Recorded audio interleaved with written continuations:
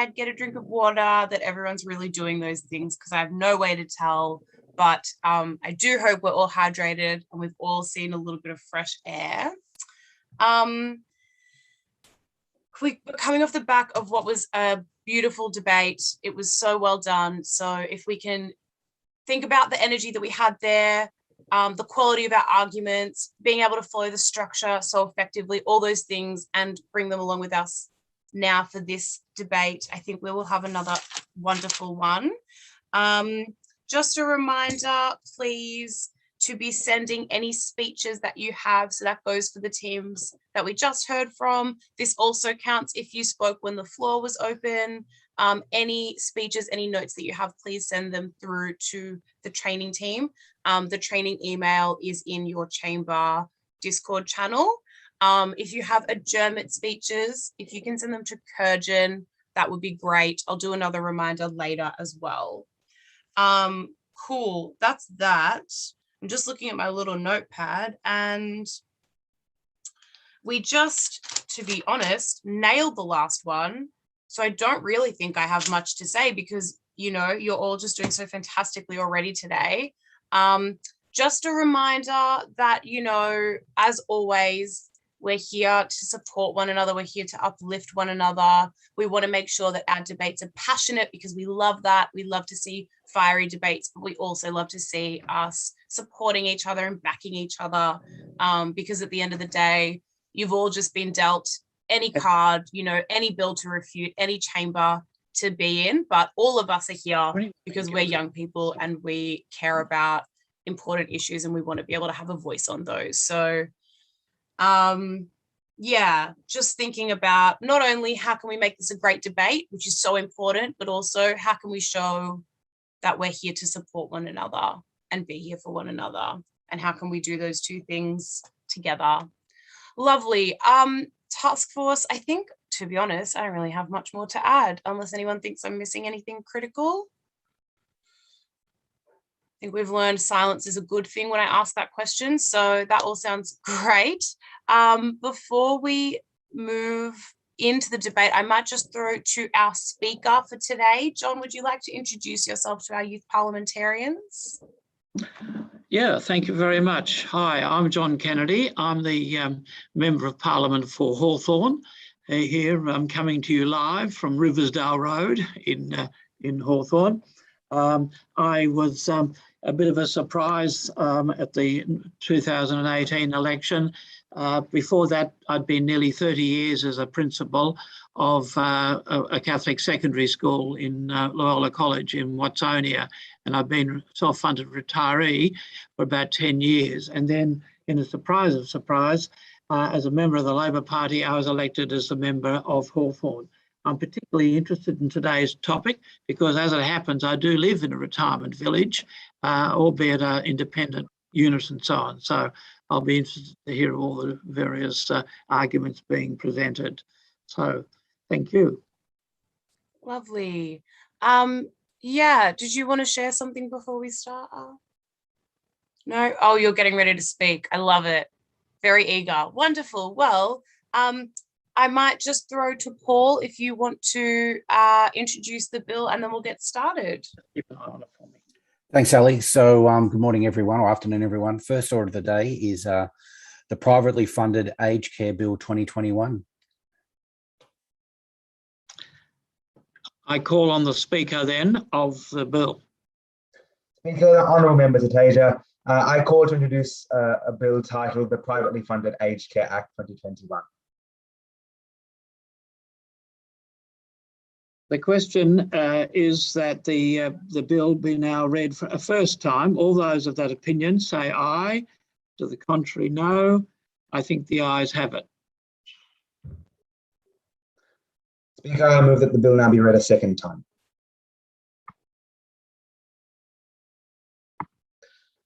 Australia and Victoria in particular have one of the fastest ageing populations in the world. At the last census in 2016, 1 in 6 Victorians are now over the age of 65. Our elderly people provide not only a great source of income, but we must now ensure that they are taken care of in their golden years, as they are often referred to. This bill that we are putting forward today, that the opposition is putting forward today, is to ensure that our elderly people are taken care of, and to ensure furthermore that those working in the aged care industry are well taken care of. For time and time again, we have seen that this industry has been overlooked in terms of in terms of job security and workers' rights, and we must ensure that this no longer occurs. COVID-19 particularly highlighted the shortcomings in the industry that this bill is aiming incredibly hard to bridge. We saw time and time again that employees were given minimal time and minimal notice between different areas of work, because that is the way that the industry operates, underneath a primarily part-time structure. And because of that, we saw people working in different facilities all around the state, and often the workers who were younger, who were not at risk so much from COVID themselves, transmitting the disease to our at-risk senior individuals. We must protect our seniors. It's of the utmost importance that that's something that we work towards. The aged care industry here in Victoria is a booming one, and it's worth billions of dollars. What we have found as the opposition is that there are a group of facilities that have been left in the dark and fall in a sort of grey area. These are the facilities that receive no funding from the state government or the Commonwealth, and therefore are not actually regulated by any legislatory group or judiciary group.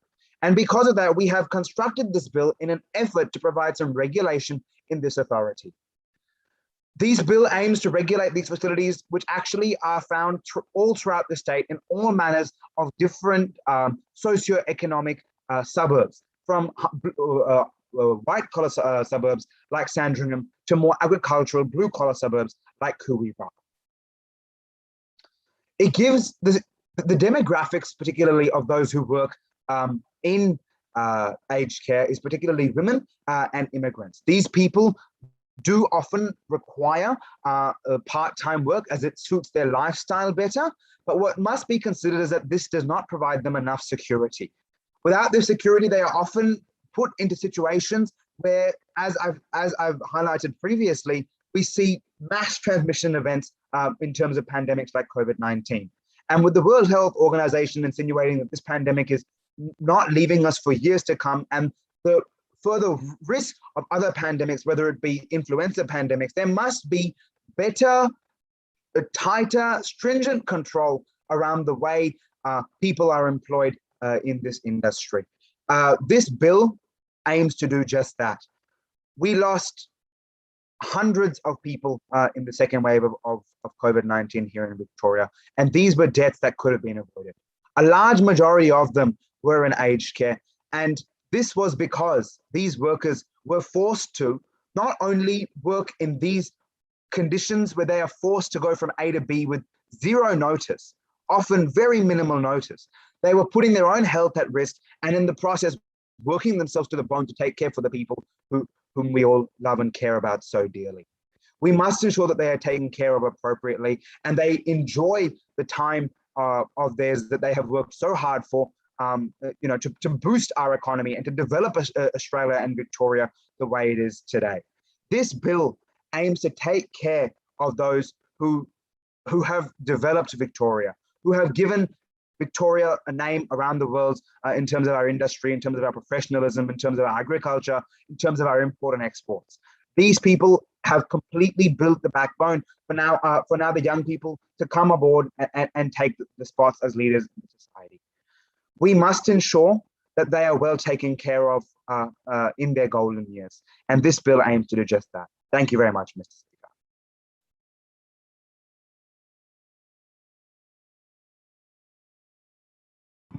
You're on mute, Minister. Sorry, John, you just have to unmute yourself. My apologies. I believe I now have the new list, and I'm calling on the Honourable Member Tuteja. No, I'm not. Looks as though I'm now calling on the Honourable Member Nguyen. Is that right? Nguyen. Nguyen, That's yeah. okay. Yep. Speaker, the Honourable Member. I still don't seem to have the latest list. I've now got a second list, but that's still not the same as what we're doing at the moment. I think we're still working on that, John. Sorry. Oh, right. Okay, because I've now got a second list, so I need a third list. Okay. Sorry, go right ahead. My apologies. Hey, that's okay. Speaker, the Honourable Member Wing. In light of the global COVID-19 pandemic, frontline workers have so selflessly devoted themselves to keeping our community safe. I'd like to take a moment to appreciate and celebrate the sacrifices that they have made to protect and preserve the lives of others.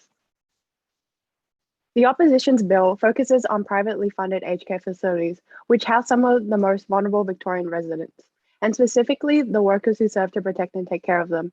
The bill sets out to ensure that these frontline heroes are properly taken care of and situated to perform their job to the best of their ability. However, upon closer inspection, this bill is no more than a vague and unresolved set of legislation that fails to meet the same level of care and nuance our aged care workers have given to our senior community. Overall, what this bill attempts to achieve is very unclear and contradictory. The steps outlined to implement this managerial reform still leave much up for debate and would logistically be very difficult to execute. Not once has this bill acknowledged the existence of unions, who should have been one of the main advisors accredited to achieving these reforms, nor have they addressed the major issues stated by the Aged Care Workers Union that remain barriers to workers' rights today, that the Honourable Member Usman will expand on further. Aged care workers are the central focus of this bill, yet it only vaguely defines employee as anyone receiving compensation from an aged care facility. This means that throughout these clauses, there is little to no differentiation between full-time, part-time, and casual workers, and those working cross-sector. Moreover, it is shocking to find not a single mention of personal care workers who make up for almost 68% of the aged care workforce. Their different requirements and expectations as employees have been glossed over, resulting in the various contradictions to be addressed by the Honourable Member Blair, whose mother and sister are the very nurses this bill aims to cater for. Instead of protecting their rights, the clumsy structure of this legislation does the exact opposite and takes them away. Drawing from my own experience, I am disheartened at the exclusion of in-home aged carers within this discussion. I am fondly reminded of the nurses throughout my childhood who visited my home daily to support my father, who quit his job to care for my grandma, who could not even move her arm more than a few degrees or lift her head up enough to drink from a straw without having someone lift her head up for her. There is simply not enough consideration or care for the different types of aged care workers who are expected to adapt to a range of situations. Although one of the key aims of this legislation is to improve the quality of care within privately funded aged care facilities, there is a distinct lack of actionable steps and parameters for which this can be achieved or measured.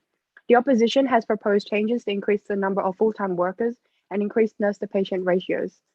In addition to the unclear separation between nurses and personal care workers, the absence of a framework to incentivize employment within the nursing sector inflicts much doubt that these quotas are even fulfillable.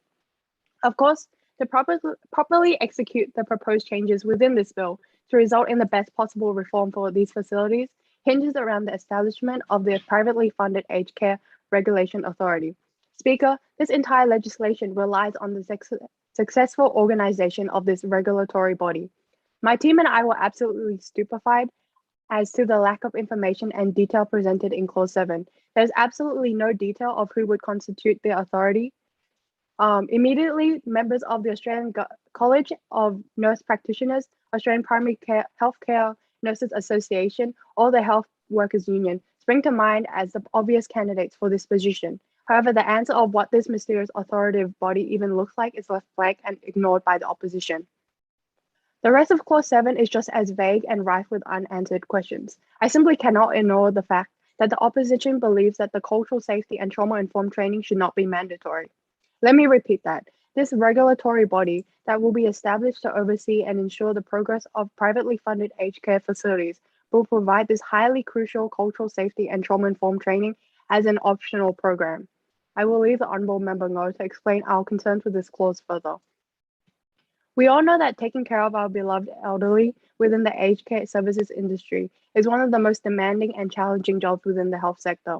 We have also seen those who have dedicated their lives to endure the physical and emotional turmoil to care for the needs of others over their own. It is so shocking then to see a bill with such noble intentions in a time where the unappreciated and undervalued heroism of these workers have become such a beacon of light for so many families during this pandemic. failed to show even the smallest amount of consideration or effort that they gave to us. I am an only child and my father is already 70 years Is old. there another list? For my own sake and that of so many others' families, I demand that this bill and these workers are given the care and respect that they deserve. Thank you, Speaker.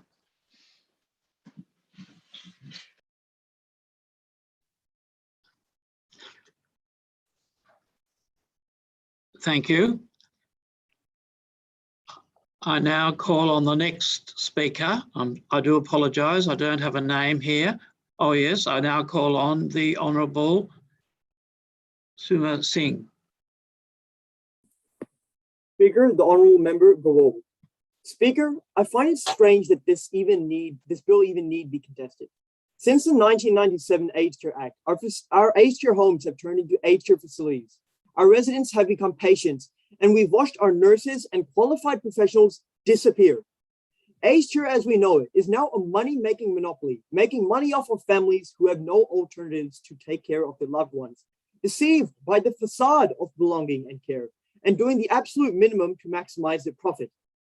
The shocking nature of aged care was revealed to the world during 2020 COVID pandemic, where we've seen untrained aged care workers take on the role of nurses despite being unqualified, made to work long shifts and take on responsibilities not meant for an aged care worker making only $23 an hour.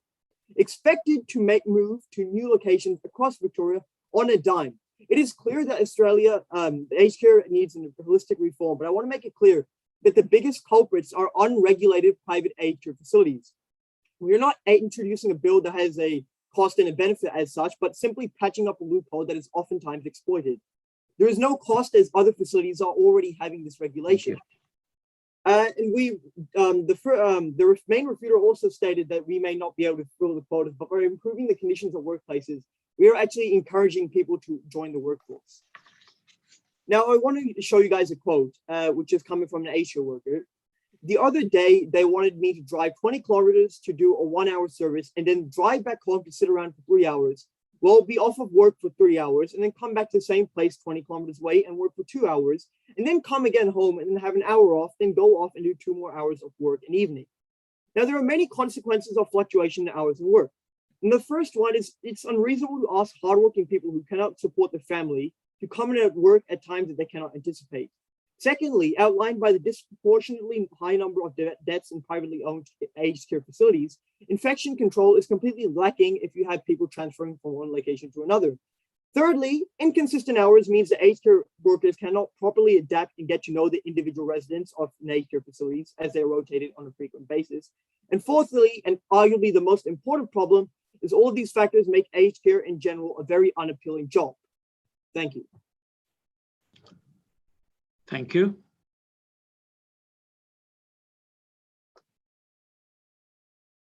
I now call on the Honourable Member for the Government, Usman. Thank you, Speaker. The Honourable Member Usman. Honourable Member Grewal, these workers disappeared because previous governments failed to protect them, and your bill doesn't appear to have much scaffolding to correct that. Like my colleague, the Honourable Member Nguyen, I would like to take a moment to honour the tireless work and sacrifices that our frontline workers continue to make to protect the wider population. I also want to acknowledge the intention of the opposition's bill, which was to protect our healthcare workers, especially those working with some of the most COVID vulnerable members of our population. But I would also like to point out, Speaker, that while this bill is well-intentioned, it ultimately fails to adequately address the existing issues and disparities outlined by the Australian National Nursing and Midwifery Federation and the United Workers Union as barriers to being able to complete work in a safe and sustainable manner that protects everyone involved. Not once has the work of the aforementioned unions been acknowledged in this bill, nor have they been considered in advising as part of the proposed privately aged care regulation body, despite their expertise, ability to advocate for and understand their workforce's needs. The opposition shows a clear disconnect with concerns for workers' rights. Instead of investing in pre-existing structures, the opposition is seeking to override and undermine the tireless work of these unions. This bill only outlines proposals for nurses and neglects to create safety and protection for so many of the individuals who are instrumental in the provision of care services.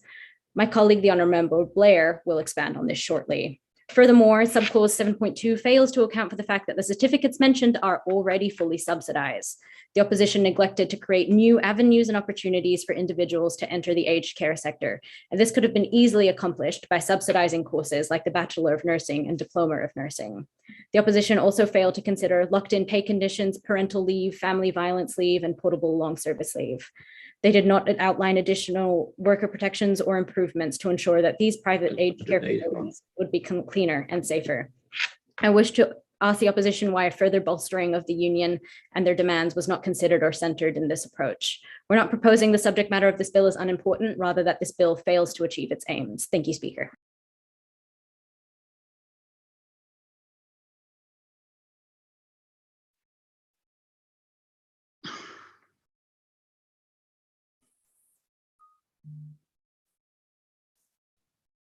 Sorry, my apologies. I would now call on the third speaker for the opposition, the Honourable Member Liu. Speaker, the Honourable Member Liu. Now, the government says that we are trying to override or undermine the unions. But first of all, they first will acknowledge that the unions are in fact a federal authority. Second of all, they are a complete separate body. They already have authority over the workforce, and the last time I checked, they're not yet a legislative. They're not a legislative authority or a legislative bill. The problem we are trying to tackle with the privately funded aged care facilities is that there are no actual legislative controls or regulations over it. The unions are completely separate to the issue, and the government may have completely misunderstood our bill. Now, Speaker, as we all know, the aged care industry is largely comprised of women or migrant workers who, as we've seen in the recent pandemic statistics, are the ones who are most likely to be affected or essentially replaced in times of crises. As of last year, it was reported that only 28% of workers were actually working full-time. Of course, this is not only owing to lackluster protection of workers' rights, but mainly due to inadequate legislation surrounding the sector, particularly the privately funded aged care facilities we have identified in our bill. Although we're not denying the benefits of part-time work, mandating a 45% full-time workforce, as detailed in our Clause 6, would lead to a much more stable workforce and protect the jobs as well as rights of many subcontractors who are in the most risk of losing their job unexpectedly. Furthermore, the stability full-time work brings would likely incentivize more people to not just work in the aged care sector for short-term due to financial instability, but actually seek a promising future due to the security a full-time job brings. This, of course, will lead to even greater consistency and quality of care in privately funded aged care facilities. Thank you. Thank you. I now call on the. Can I be heard? Oh. Yes, we can hear you, Speaker. We can hear you. Oh, thank you. I now call on the third speaker for the government, the Honourable Member Blair. Speaker, the Honourable Member Blair. I'd like to first commend Melbourne High School Changemakers for bringing to light this unresolved issue. In times of the pandemic, nurses have never been more important. Yet with my very own sister and mother being an enrolled nurse and a registered nurse who choose to be casual workers, I can't help but feel as if this bill lacks any consideration and understanding of nurses. The Changemakers say that the bill aims to bolster the rights of workers, but all I see are the rights of nurses slipping away. This bill does exactly the opposite of what it's trying to do. And if it was really trying to represent the rights of all nurses, then why does Clause 3 not include PCA workers, who, as stated prior, make up 68% of the aged care workforce? And why does the entire bill completely ignore casual workers, who make up majority of the workforce? Clause 9 states that an employee's roster must be posted at a minimum of 2 weeks beforehand, and that a 7-day notice shall be given if a roster change is required. However, doesn't this defeat the purpose of a casual worker? Isn't a casual worker's job to fill in shifts potentially at the last minute? I know for a fact that is exactly what my mother and sister do, and I'm sure that the Speaker understands this too. However, the Melbourne High Changemakers may argue that Clause 10 deals with this issue. I, however, dispute this, as Section 10.2 fails to define a legitimate reason, which therefore implies that this is simply up to the employee's discretion. And if this is up to the employee's discretion, aren't the employees receiving an overload of discretionary power whereby illegitimate reasons can be deemed legitimate in order to invade extra compensation to employees? These are all the possible issues that that could arise if the bill is passed. Melbourne High is saying that they are bolstering rights, but doesn't Section 10.2 undermine them? And on the other hand, if staff aren't compensated when a legitimate reason is given, then isn't the whole purpose of Clause 10 and 9 redundant? As from my very own personal experience, a casual worker is only ever called in for legitimate reason. Thank you. Thank you. I now call on the fourth speaker for the opposition, the Honourable Curry. Speaker, the Honourable Member Curry.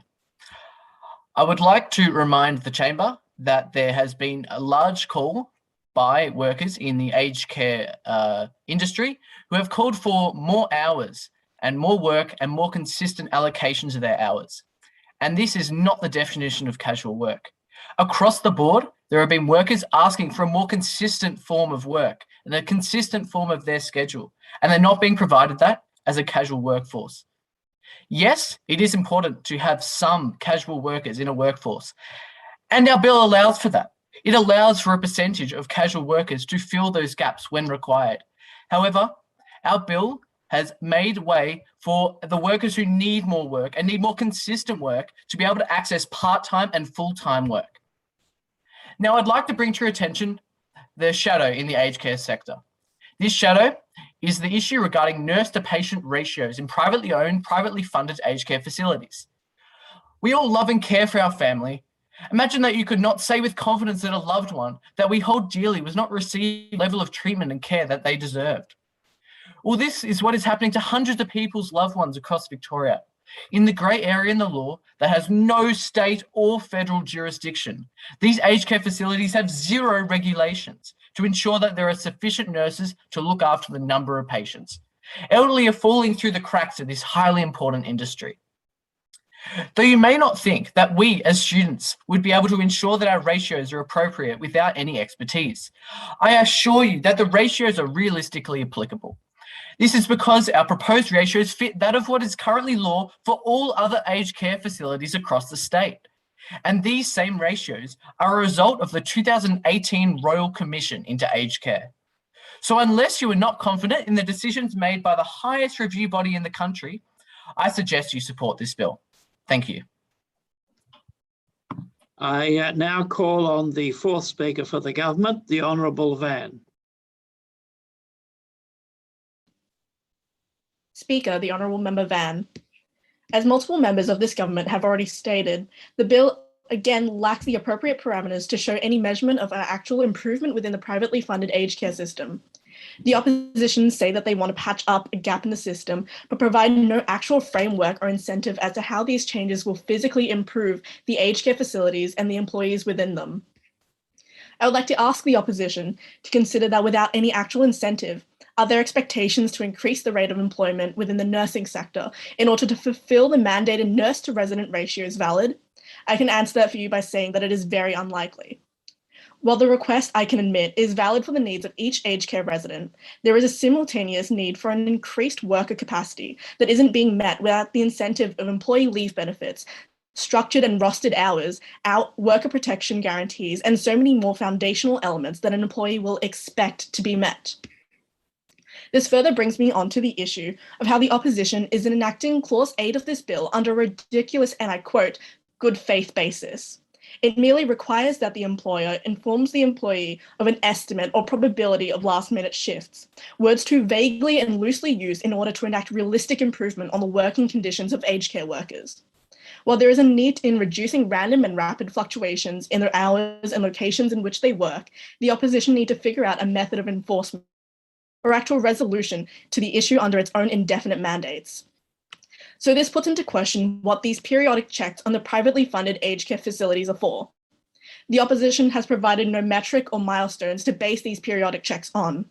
The opposition has made no guarantee that these changes suggested will be properly enforced, while threatening the imposition of penalty units under a basis that cannot properly be measured. With no criteria to base their assessment on, who is the opposition actually helping? What are they actually improving? Because it is certainly not helping the nurses and healthcare workers within privately funded aged care facilities. Thank you, Speaker. I call on the fifth speaker for the opposition, the Honourable Member Kilcarney. I would like to spend most of my time in my speech talking about the government's points, rebutting us. The opposition spoke about unions, actually, and it's specifically how we excluded them in our discussion. However, if you read clause 8b, we talk about the Healthcare Professionals and Support Services Award in how it negotiates and relates to exactly what kind of sick pay and rosters we use. They talked about clause 7 being vague, and actually they described this as a negative aspect of clause 7. But in fact, we think it's a positive aspect of clause 7.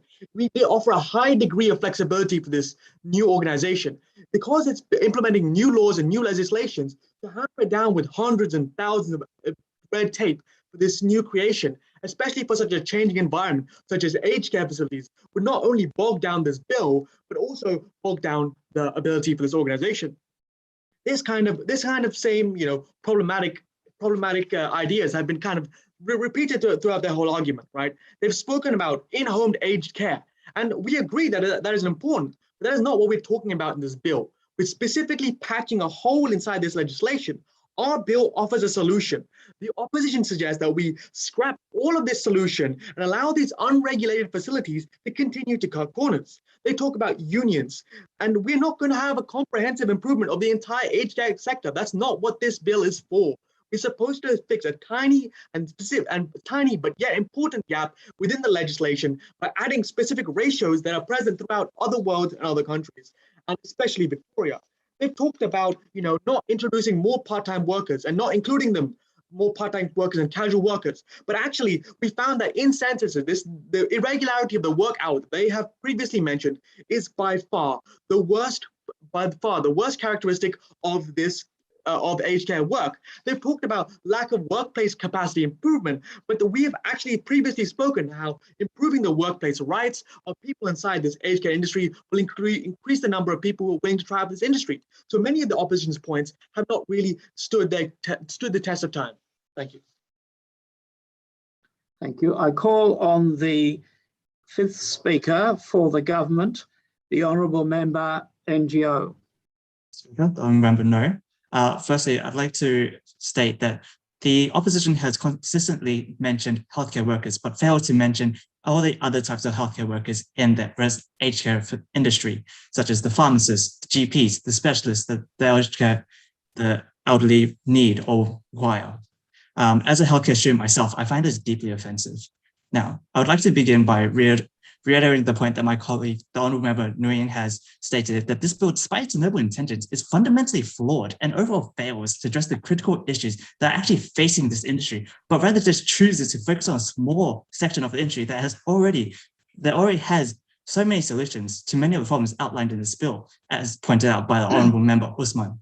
Now, Speaker, I'd like to draw attention to everyone present to Clause 7 of the opposition's bill, the clause titled Establishment of the Privately Funded Aged Care Regulation Authority. This authority that the opposition has haphazardly thrown together in their bill does not state who will be in charge of the authority or who will hold this authority the shamble of the authority liable. Additionally, nowhere in this bill does it state any specific groups or individuals that needs to be included in this authority, like any nurse advocacy bodies or highly experienced individual of the industry. I would also like to highlight subclause 7.3, the one regarding the opt-in annual cultural safety and trauma-informed training. The lack of consideration taken in making this training optional seems ridiculous to me. Why would you make these trainings why would you not make these trainings mandatory? Cultural safety and training informed are integral skills needed by any type of healthcare worker. Not knowing the impacts that trauma or culture have on an individual can be a decisive factor between a positive or negative health outcome. This just proves the lack of due diligence that was taken in the creation of this bill. And secondly, I would like to emphasize that no one in this bill does state who will be in charge in designing this training. It is critical that the people who are delivering this training be people who are experienced in teaching these topics and be people who have, and having people who have no knowledge or experience teach these sort of subject matters is just frankly irresponsible. There are certain things that just cannot be taught by any individual. Moreover, I'd like to bring everyone's attention to 7.7, where it states that the authority has the ability to impose a fine of an appropriate number of penalty units. My question to the opposition is, wasn't the purpose of this authority to improve the quality of the privately funded aged care facilities? If so, how does the defunding of privately funded aged care facility through the imposition of a fine supposed to help these already struggling facilities. I'd also like to remind the chamber that these fines that the authority can impose have no limit to them. All the bill states is that the authority can impose a fine of an appropriate number of penalty units. Thank you, Speaker. I call on the sixth speaker for the opposition, the Honourable Member Nershoff. Apologies for poor pronunciation. Thank you, Speaker. The Honourable Member Nershoff. Members of Parliament, I call on you to vote in favour of this bill. As my fellow members of the opposition have stated, there is absolutely no reason to oppose this bill's passing. Our first opposition speaker has eloquently explained that there exists a legal grey area of privately funded aged care centres that do not fall under any regulation or legislation, and therefore do not have any safeguards against the unfair or poor treatment of workers or residents, which leads to extremely poor quality of service and terrible working conditions. Our second and third speakers have expanded on these terrible working conditions, including poor, rapidly fluctuating hours, being forced to work several jobs at once, which lead to a low quality and consistency of service. Finally, our fourth speaker has told you why mandating a certain proportion of staff being trained nurses is necessary, because the staff are better able to take care of the residents and not lead to low hygienic standards, which I will remind you led to the rapid spread of COVID-19 in our beautiful state. The government has utterly failed to make a reasonable argument why this bill should fail to pass. They have raised issues, thus defining employees as individuals who receive compensation for work, arguing that we do not make any distinction between part-time, full-time, or casual employees. Do they not deserve equal rights, no matter how much time they work? Moreover, the government has focused a lot on us seemingly ignoring unions. As our previous opposition speakers have once again stated, unions aren't legislative authority, nor are most of the workers in these facilities usually part of said unions. This bill, as the name suggests, only covers privately aged care facilities, where I repeat, no regulation exists. Zero, zip, zilch, nada, none. If every single flaw that the government claims in this bill did indeed exist, it is still infinitely better than the current status quo, where there is absolutely nothing. Thank you. Thank you. I now call on the sixth speaker for the government, the Honourable Member Coe. Speaker, the Honourable Member Coe. The opposition have attempted to stipulate that the bill will address the issues in the private healthcare sector by improving the rights of healthcare workers, specifically nurses. They've stated that there is insecure working hours and that there is a lot of movement in the industry, which makes the position very unreliable. However, it must be pointed out that these workers' rights that they speak of are majority of the time propagated and represented by workers' unions.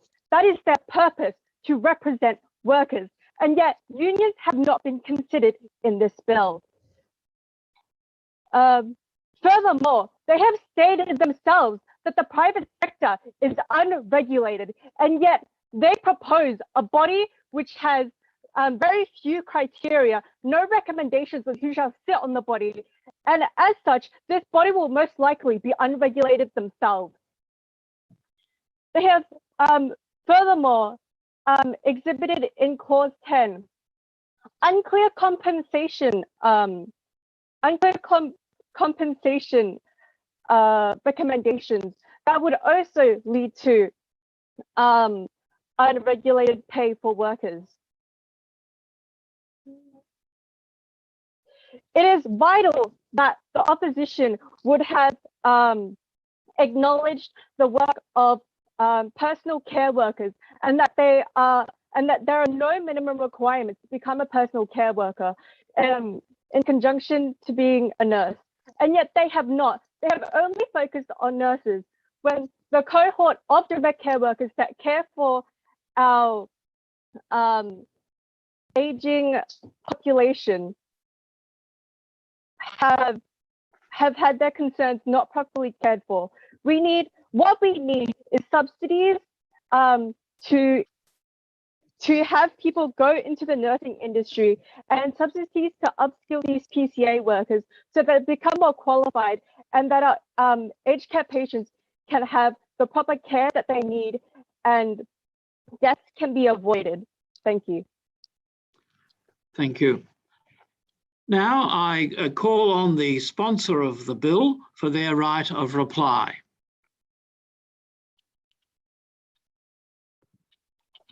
Speaker, the Honourable Member Tateja. The government has actually completely, sorry, excuse me, Speaker, shouldn't be open floor first? Shouldn't I be last?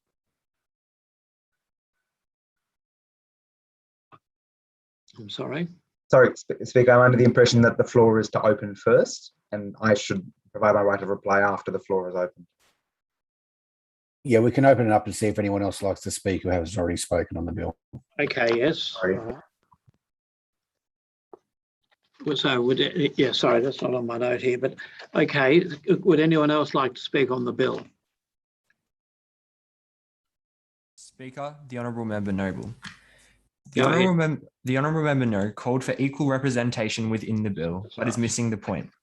This bill aims for one thing, to bring transparency to private institutions so that we are able to ensure these specific workers are being kept safe.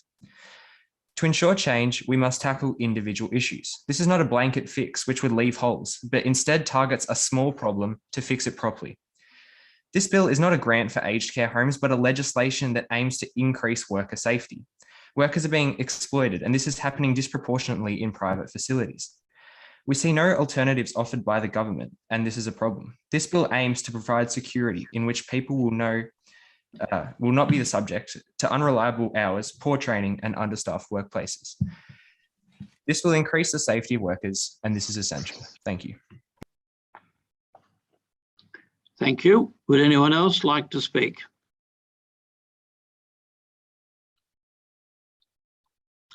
Honourable Member Vernon. The Honourable Speaker, the Honourable Member Vernon. I'd just like to point out that Melbourne High's definition or poor of definition for an employee is not even touching on what is under the Fair Work Act, which, correct me if I'm wrong, oversees every individual who is an employee. I think that might need to be run back to, but also nurses, direct healthcare workers include more than just nurses. This point needs to be addressed, as well as the fact that you have not addressed unions. You say that you have, but there is nowhere in the bill nor anyone has spoken about it. Nurses only account for 25% of the world's workforce. That's not enough. For the people to realize, Melbourne High needs to realize that this bill is in good intention. However, the lack of clarity and consideration that's being presented throughout this bill, if the chamber reads thoroughly, would be addressed. This bill should not pass. Thank you. Thank you. Any further speeches from members?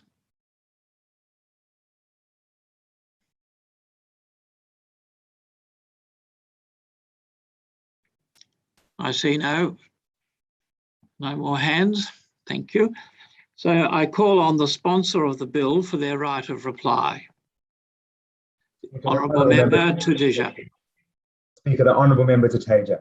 First and foremost, I should like to correct the government and those speaking in favour of the government that we are not to be referred to as Melbourne High in this debate. We are the opposition. So that speaks grossly, I suppose, to their incompetence in relation to their parliamentary behaviour. Furthermore, I should like to speak to their constant, almost uncontrollable obsession with unions. Unions are separate from legislation, period. I do not understand how they can continuously bring it up over and over and over throughout this debate. It makes no sense whatsoever for them to be included in the topics and in the realms of this debate. We cannot, as legislation, decide what goes on in a union or how it should be involved in this bill at all. Furthermore, I should like to assess the point in that the government is consistently bringing points up in relation to more avenues to expand this bill. We are not suggesting an override of the entire aged care industry, which is what the government is suggesting. We are instead suggesting the regulation of the privately funded aged care facilities that fall into a grey area where they are currently unregulated.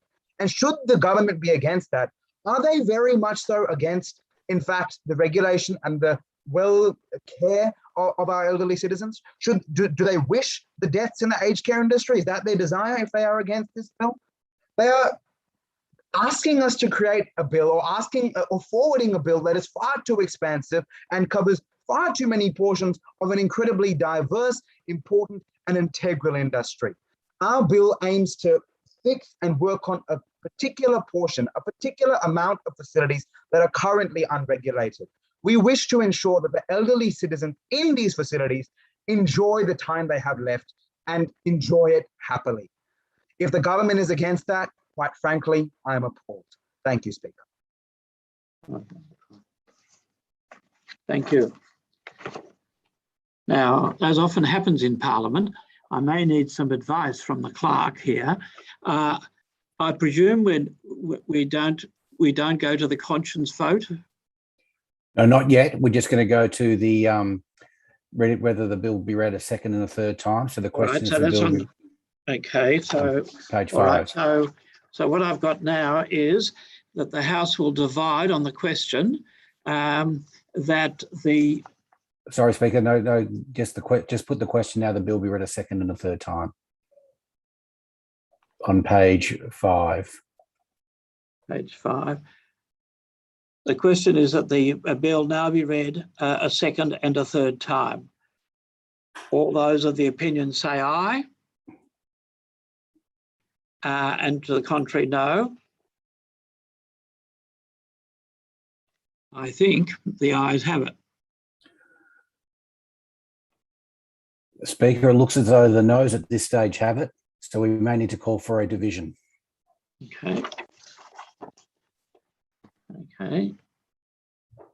So the House will divide on the question that the privately funded aged care bill 2021 be read a second and third time. I ask the clerk to record the votes. I ask those members who are voting aye to react with yes, and those members that are voting no to react with no.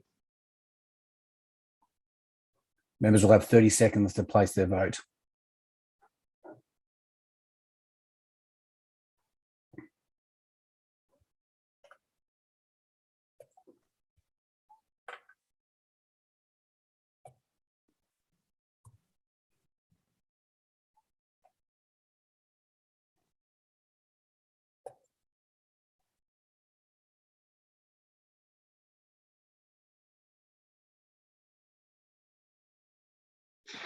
So the result of the division is ayes 12, noes 17.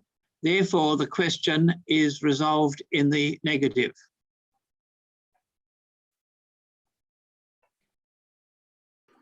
So the bill has been defeated. I believe that brings us to the end of this bill.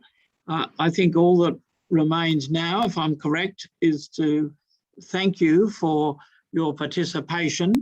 I confess to being of a generation that struggles with IT at times, but despite the struggle, when I could lift my head up, I really enjoyed the progress of the debate. I like the fact that a number of you are able to speak passionately, but at the same time, the passion doesn't get carried away and you do revert back to argument and to data and that sort of thing. That makes your speeches very convincing. So I just wanted to thank you very much. I thought it was a very good debate, and I look forward to a future one, hopefully when we can do all this in person. Thank you. Thank you so much, John. We're really appreciative of your time here and also of those very kind words, and apologies on our end for our technical difficulties. I don't think it would be fair to say that it's one generation or another, because even us as the young task force members, we had our own fair share of challenges. So thank you so much for bearing with us, and thank you, Paul, as well. Did we have a comment? Sally, I just want to congratulate everyone, particularly the government as well. Congratulations. I do apologize if I did get a bit passionate towards the end there. That's my nature, but I want to congratulate everyone on a fantastic debate. And thank you very much, Speaker, as well, for your time today. On behalf of Melbourne High and the opposition, thank you very much. Thank you. Thank you very much. Thank you, Arth. I'm glad you said that, because I wanted to make the same comment that was an incredibly driven and impassioned debate, and that's what we love to see. We're all here to bring to Parliament important questions and important issues, and then really put them to the test. And that's what we've seen today. That was a super fiery debate, probably the most fiery we've seen all week. So I kind of get the sense maybe that the week has been building to this a little bit. So well done, everybody. Really, really high quality speeches. I was incredibly impressed. Seeing the conversations in Discord, back and forth, arguments being shared. It's sort of our equivalent of if we were in Parliament House, we'd be passing notes to one another or leaning over and whispering so as not to talk over the speaker, but to give each other ideas. So you've all replicated that in our virtual Parliament really effectively. Just a huge congratulations. Second debate of the day, just like the first one, absolutely killer. I really enjoyed being part of it. And I hope that you all feel proud of yourselves. And another